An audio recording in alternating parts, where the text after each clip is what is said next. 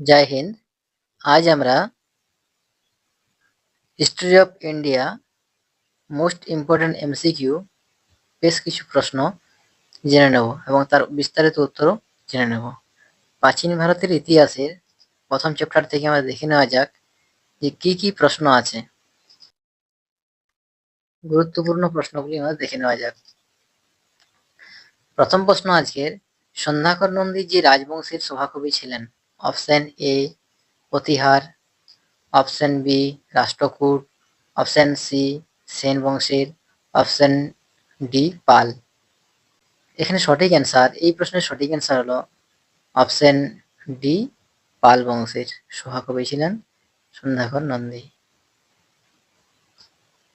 পরের প্রশ্ন দেখে নেওয়া যাক কি আছে। শ্রীকৃষ্ণ বিজয় কাব্য এর রচয়িতা হলেন? Option A Rabindranath Thakur, option B Maladhar Basu, option C Vidyapati, option D Jayadev. Srikrishna Vijay কাব্যের রচয়িতা হলেন, সঠিক answer Maladhar Basu, option B Maladhar Basu. ৩ নম্বর প্রশ্ন দেখে নেওয়া যাক কি আছে। ৩ নম্বর প্রশ্ন আছে, ফা হিয়েন ভারতে আগমনের সময় গুপ্ত সম্রাট ছিলেন? ফা হিয়েন যখন ভারতে আসেন সেই সময় গুপ্ত সম্রাট ছিলেন Skandagupta, option A, option B Samudragupta, option C দ্বিতীয় চন্দ্রগুপ্ত, অপশন ডি প্রথম কুমারগুপ্ত। ফা হিয়েন যখন ভারতে আসেন সেই সময় ভারতের গুপ্ত সম্রাট ছিলেন দ্বিতীয় চন্দ্রগুপ্ত, অপশন সি দ্বিতীয় চন্দ্রগুপ্ত। ৪ নম্বর প্রশ্ন দেখে নেওয়া যাক, গীত গোবিন্দমের রচয়িতা জয়দেব বাংলার কোন রাজার সভাকবি ছিলেন? Option A Dharmapala, option B Ballal Sen, option C Devapala, option D Lakshman Sen. এটি সঠিক অ্যান্সার, সঠিক উত্তর হলো গীত গোবিন্দমের রচয়িতা জয়দেব, অপশন ডি লক্ষণ সেনের সভাকবি। ৫ নম্বর প্রশ্ন দেখে নেওয়া যাক কি আছে। ধোয়ী কোন রাজার সভাকবি ছিলেন?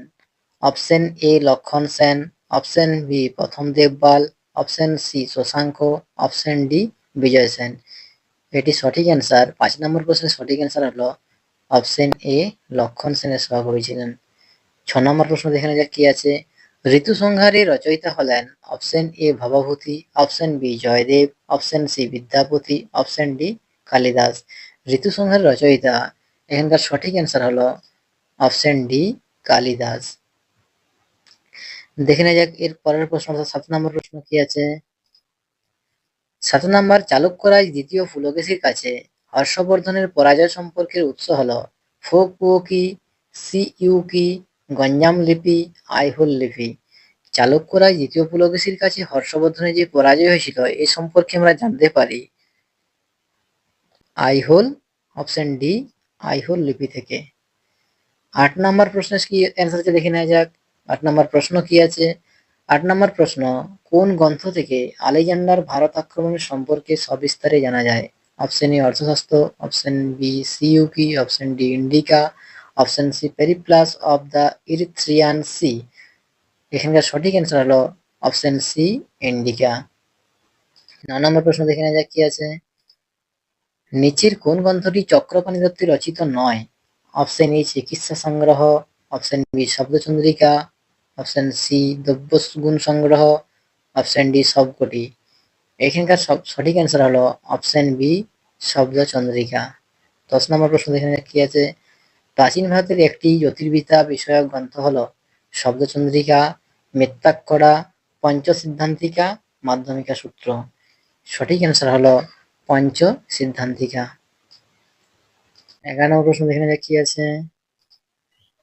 অজন্তার গুহাচিত্রগুলিতে কিসের কাহিনী বর্ণিত হয়েছে?